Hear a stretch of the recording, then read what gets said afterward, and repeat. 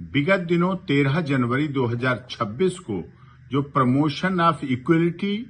इन higher education institutions regulations 2026 university grant commission ने लागू किया था, इस संबंध में क्योंकि देश के सभी सवर्ण जाति के लोगों के जनमानस में बहुत विरोध था, बहुत परेशानियां थी, छात्रों में बहुत रोष था। इस बात को लेकर हमारे क्लाइंट डॉक्टर कुंवर हरिवंश सिंह जी, जो कि पूर्व सांसद एवं क्षत्रिय महासभा के द्वारा ये notice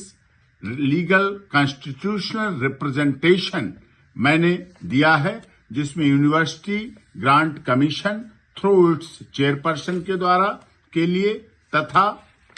honourable president of India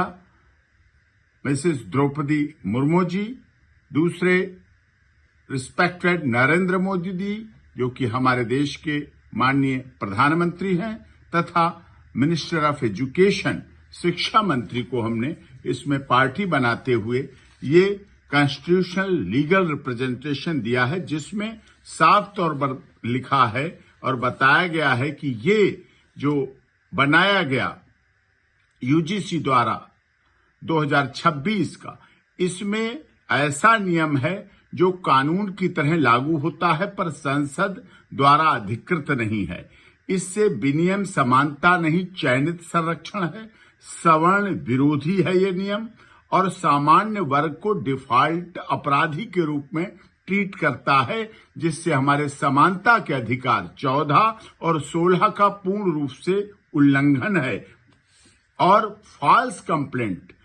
पता चलने के बाद भी इस पर कोई सजा का प्रावधान नहीं है। जबकि हम अगर समानता की बात करें तो SC/ST एक्ट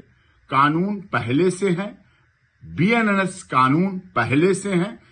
जिनका भी कई बार मिसयूज की शिकायतें आती हैं, और UGC द्वारा ऐसा सजा का अधिकार ये जो बनाया गया है, इस झूठी शिकायत से